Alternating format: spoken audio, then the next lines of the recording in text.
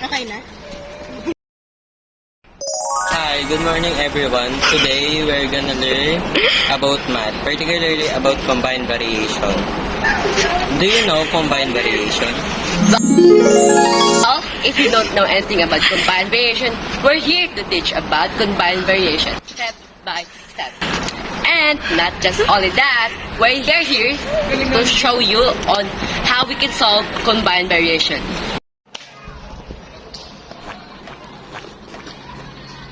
Hello, good morning, good afternoon, and good evening.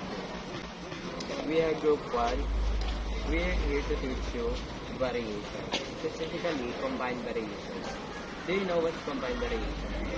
No, I don't know what variation is.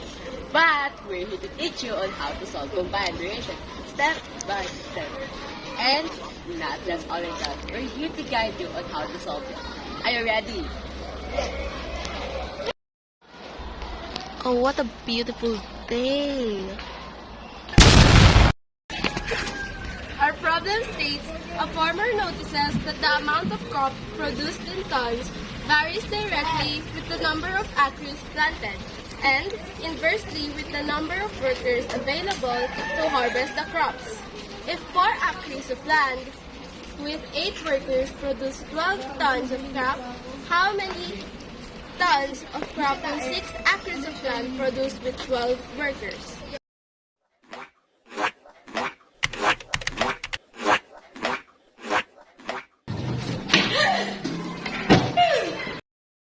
How many tons of crop will 6 acres of land produce with 12 workers? This! That's inverse variation. Do you know what inverse variation is? No! Well then, follow me.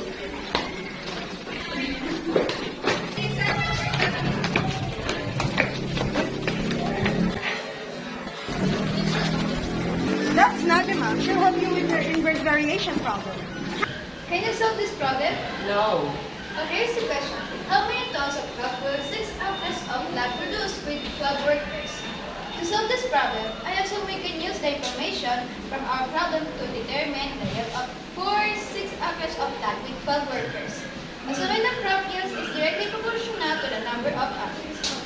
Let C be the amount of crop produced, A be the number of acres, and W be the number of workers. Since the crop yield is directly proportional to the numbers of acres, we can write C equal K multiply A,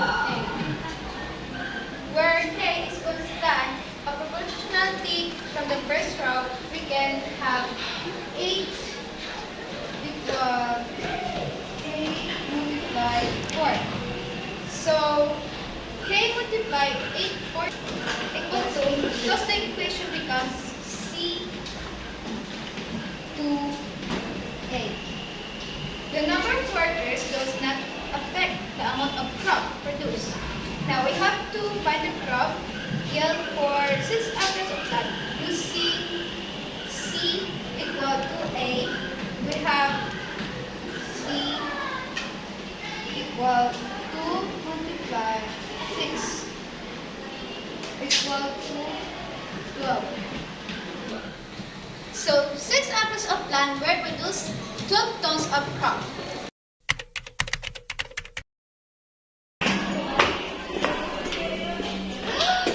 Is that a love letter? It is not. Question 2. How many workers would it take to plant 2 tons of crop in 6 acres of land? That's a great question. To solve this problem, I'll assume that the number of workers is directly proportional to the amount of crop. From the first row, 4 acres of land with 8 workers yields 8 tons of crop. We can determine the relationship between the amount of crop and the number of workers. Let C be the amount of crops produced, A be the number of acres, and W be the number of workers. From the first row, we have C equals to 8 tons, A equals to 4 acres, and W equals to 8 workers. We found earlier that C equals to 2A. Now we want to find how many workers are needed to plant 2 tons of crop in 6 acres of land. First, we determine how many tons of crop 6 acres of land can produce. C equals to 2A. We have C equals to 2 times 6 equals 12 tons. Now, let's assume the number of workers required is proportional to the amount of crop planted. We know that 8 workers are needed for 8 tons of crop in 4 acres. So, the ratio of workers to tons is 8 workers over 8 tons equals to 1 worker slash ton. If we want to plant 2 tons of crop, we need to determine the number of workers. The number of workers equals the ratio of workers 2 tons times amount of crop. Number of workers equals to 1 worker slash ton times 2 tons equals to 2 workers. Therefore, it would take 2 acres to plant 2 tons of crop in 6 acres of land.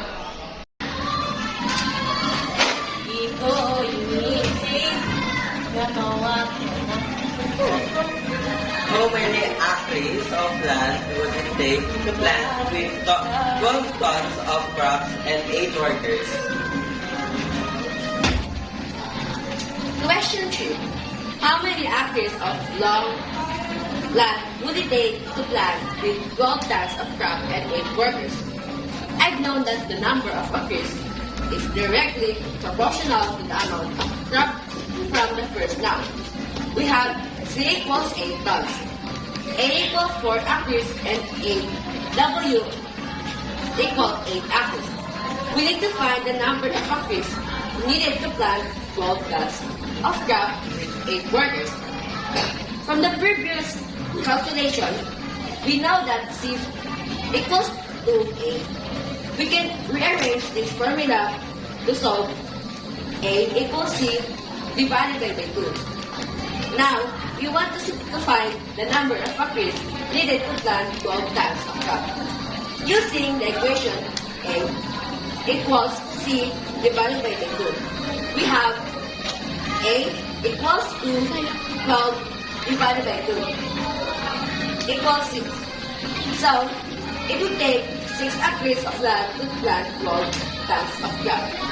The number of workers does not affect the number of acres needed.